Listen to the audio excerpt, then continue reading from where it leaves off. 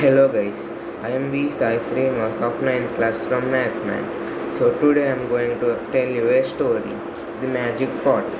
So once upon a time there was a poor farmer. He had acres of land. So he didn't have any kind of money. So one day he decided to dig his fields so that he could find something. So as he thought, he started digging on the land. After digging for some time, his spade got something. He dug more faster and found out that it was a very big metal pot. So it was so big that it could it we could boil rice in it, which could be served for more than 100 people. He was very wondered, but he thought it is no use to him, he can't sell it. So he started digging again. So after digging for a long time, he didn't find anything else and he was so tired. So he was disappointed and he threw his spade in the metal pot and took rest under a tree. When he woke up, he found 100 spades in the metal pot.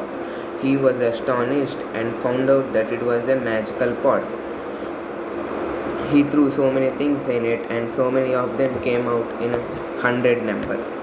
So he kept a mango in the metal pot or magic pot and he got 100 mangoes. He was very happy. So after many he kept so many things in it and got them back and became very rich man. So in the whole kingdom he was very rich that the king got to know about the magical pot. He was very curious and he wanted to see that pot and take it away from him. So as soon as he found out, he ordered his guards to bring the farmer with the metal magic pot.